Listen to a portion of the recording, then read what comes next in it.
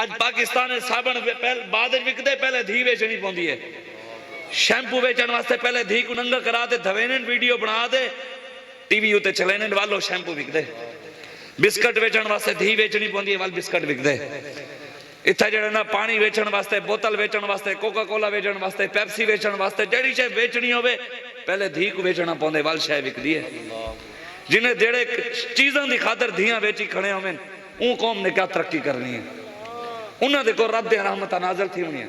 उन्होंने जमीन बरकत आनी है। दरिया सुक गए साडे वड्डे तो वो हन दरिया सुकदे हन ते लोग आ गए उन्हें आखा सही दरिया सुका पाए। हजरत उमर को आखो ने आपने फरमाया अच्छा खत लिख दिता ने या फरमाया ने मौलवियों का सियासत नाल काम कहनी है दरिया सुका जो पाए वजीर जंगलात को साडा हो वो हाल करे सी साडा काम नहीं।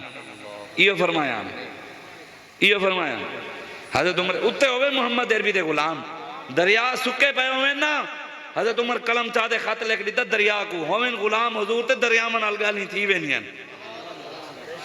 होवे नु ते बदमाश ते दरिया सुक वे ने।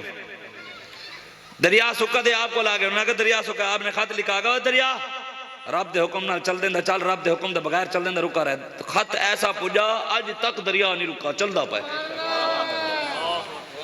दरिया नील आज तक चलता पे रुका नहीं।